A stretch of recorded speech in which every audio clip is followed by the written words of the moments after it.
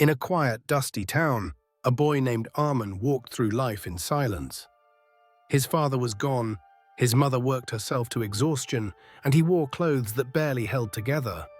But it was his shoes, torn, patched, and barely functioning, that told the real story. Every morning, Armin walked to school not just under the heat of the sun, but under the weight of mocking laughter. The other children didn't see a boy with dreams, they saw poverty. Beggar, they'd call him. Yet Armin never responded. He just lowered his gaze to his broken shoes and kept moving, quietly carrying more strength than anyone could see.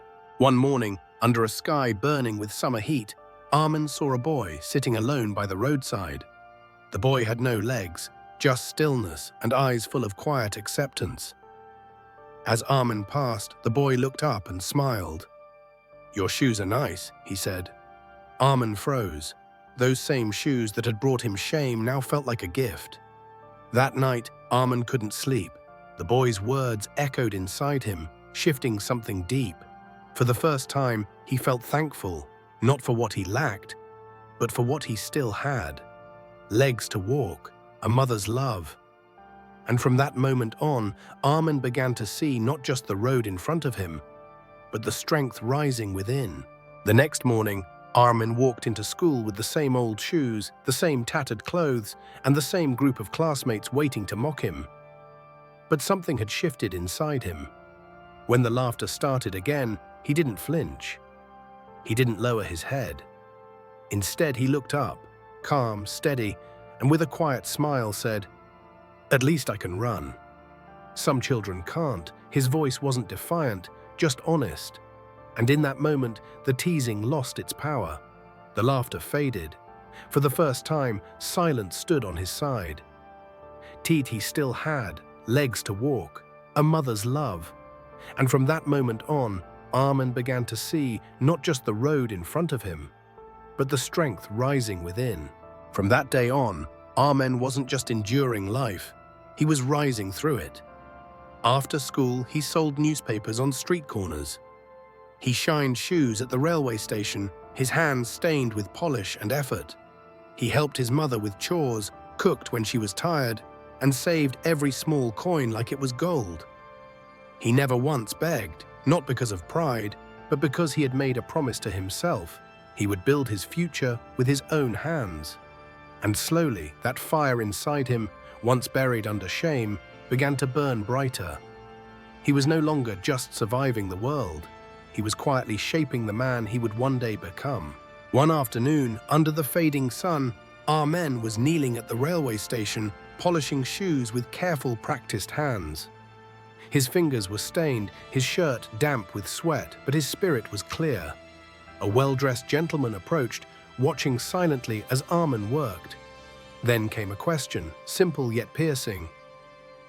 "Why are you working, not playing like other boys?" Armin paused, looked up, and with steady eyes replied, "Because I want to build a life where no one laughs at others, to feel strong." The man didn't speak again. He simply handed Armin a generous tip and walked away. But that moment stayed.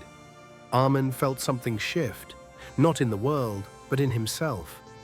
For the first time, someone had looked beyond the dirt, beyond the poverty, and seen the why behind his work. Years passed, and sweat turned into savings. Armin opened a tiny shop at the edge of town. He called it Bloom Empire. Not because it was grand, but because it stood for growth, for resilience, for beauty rising from the dust. The shop offered more than just flowers and gifts. It sold hope, candles, books, and handmade goods crafted by struggling families. People scoffed. "No one starts a business in this heat," they said. But Armin stood outside every day, sunburnt but smiling, his eyes full of quiet conviction. And slowly people came, not just for the products, but for the kindness in his voice, the strength behind his story, and the warmth of someone who had once been overlooked, but never gave up. What began as a humble corner shop in the heat of summer slowly grew into something no one could have imagined. Bloom Empire expanded from that dusty street to the bustling centers of major cities. Orders came first from neighbors, then across the country, and eventually from people overseas who had heard the story. not just of a brand, but of a boy who refused to surrender to fate. Amen, once mocked for his shoes, was now invited to speak on global stages. He opened schools for underprivileged children. He mentored young boys and girls who had once stood in the same worn shoes he had, teaching them how to build, how to believe, and how to rise. Through Bloom Empire, over 5,000 families found employment, dignity, and hope. But despite all the achievements, the growth, the success, the headlines, there is one thing that never changed. In the center of Arman's sleek, glass-walled office, placed not as a decoration, but as a symbol, sits an old, tattered pair of shoes. The very same ones that once soaked in rain, carried shame, and held a young boy's pain. And when visitors ask why he keeps them, Arman answers without hesitation. These remind me where I started, and remind me who I must never forget. Then, with the same warmth and quiet power that once drew people to his little shop, he adds, "You may be poor, but you are not empty. You may be small, but you are not weak. Even in the hottest sun, a flower can rise, and so can you." Because in the end, his story isn't just about success. It's about transformation. It's about choosing gratitude when bitterness was easier, choosing work when begging was quicker, and choosing belief when the world gave him no reason to hope.